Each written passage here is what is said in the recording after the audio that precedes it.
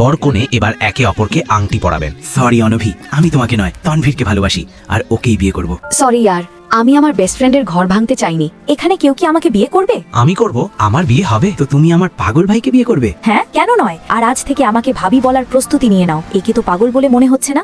দেখো বউ, আমি একদম তোমার মতো দেখাচ্ছি না। নড়াচড়া করো না, আমাকে পরিষ্কার করতে দাও। অনভি, এখন কি তুমি আমার পাগল ভাইয়ের সেবিকা হয়ে গেছো? এসব নিয়ে তোমাদের ভাবার দরকার নেই। শুধু এতটুকু মনে রেখো, আমার স্বামী তোমার বড় ভাই এবং এই কোম্পানির উত্তরাধিকারী। তোমার মনে হয় এই পাগল কোম্পানি চালাবে? প্রয়োজন পড়লে আমি তোমাদের থাকার জন্য ছাড় দেব। তোমার বাবা এখনো মরে যায়নি। আমার সেটা উদ্দেশ্য ছিল না। ডাক্তার বলেছেন তোমার ভাই জলদি ঠিক হয়ে যাবে, ততদিনে অনভি বিজনেস সামলাবে। কিন্তু ও তো বাইরের লোক।